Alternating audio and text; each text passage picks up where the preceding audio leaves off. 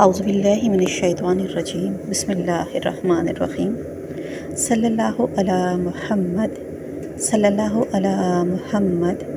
صلی اللہ علی محمد صلی اللہ علیہ وآلہ وسلم۔ میرے آقا مدینے بلا لیجئے، میرے آقا مدینے بلا لیجئے، سہارا چاہیے سرکار حاضری کے لیے، سہارا چاہیے سرکار زندگی کے لیے، تڑپ رہا ہوں مدینے کی حاضری کے لیے، تڑپ رہا ہوں مدینے کی حاضری کے لیے، میرے آقا مدینے بلا لیجئے۔ سبحان اللہ، صلو علی الحبیب صلی اللہ تعالی علی محمد صلی اللہ علیہ وآلہ وسلم۔ یہ میرا اپنا مشاہدہ ہے۔ میں مدینہ شریف جانا چاہتی تھی اور عمرے کی سعادت حاصل کرنا چاہتی تھی۔ آپ یقین کریں کہ میں اس دوران درود پاک کا ورد بہت زیادہ کرتی تھی، اور عصر کے بعد میرے بچے نعت شریف لگاتے تھے تو میں اس میں ایک نعت سنتی تھی، اور وہ نعت یہی نعت تھی کہ میرے آقا مدینے بلا لیجئے۔ اس نعت کو سننے کے لیے میں اتنے ادب سے بیٹھ جاتی تھی، جیسے نماز میں آپ تشہد پر بیٹھتے ہیں اس طرح بیٹھ کر میں بالکل ادب سے اپنا سر جھکا لیتی تھی، اور آنکھیں بند کر کے نبی کریم صلی اللہ علیہ وآلہ وسلم کی بارگاہ میں بہت ہی زیادہ ادب سے اور دل سے دعا کرتی تھی کہ مجھے بھی آپ مدینے بلا لیجئے۔ میری یہ روٹین تھی، اور میں درود پاک بھی بہت زیادہ پڑھتی تھی، اور اس کے علاوہ یعنی عصر کی نماز کے بعد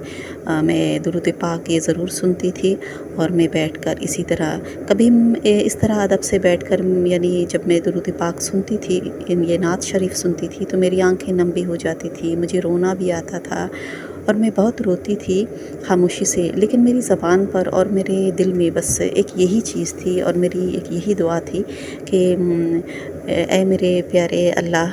آپ کے پیارے نبی کریم صلی اللہ علیہ وآلہ وسلم کے روضہ مبارک کی زیارت کرنا چاہتی ہوں۔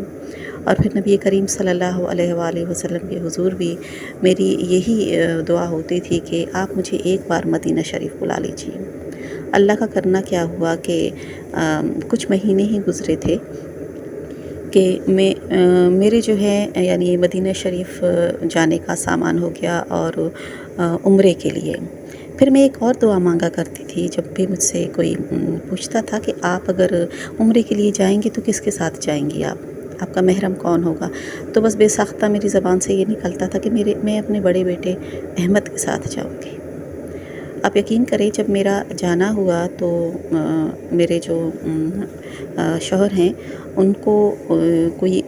یعنی کام آن پڑا، اور انہوں نے کہا کہ آپ جو ہے اپنے بڑے بیٹے احمد کے ساتھ عمرے کے لیے چلی جائیں۔ اور یہ میں نہیں کہتی، میں کہتی ہوں کہ یہ سب جو ہے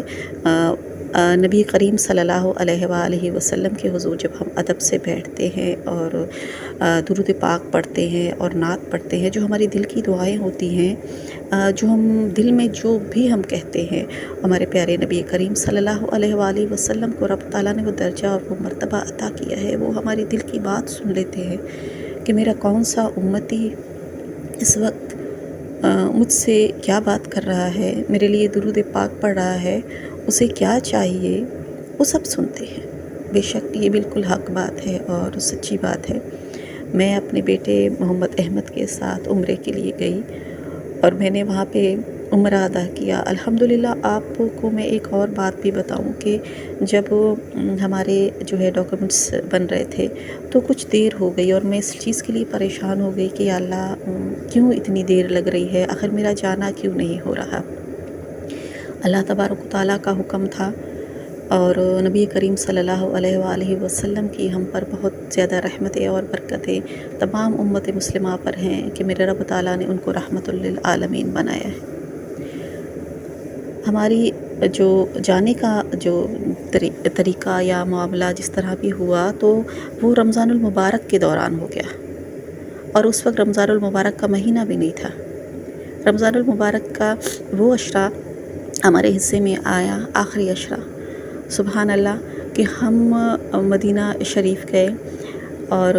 مدینہ شریف میں جب ہم گئے تو وہاں پر اتنی پیاری بارش ہوئی، اتنی پیاری بارش ہوئی، جب ہم جیسے ہی وہاں پر پہنچے تو بارش شروع ہوئی،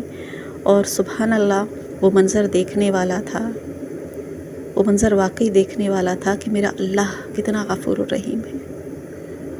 اور وہ جو ہے وہ ہمارے دلوں سے کتنا قریب ہے، اس کا محبوب ہمارے دلوں کے کتنا قریب ہے۔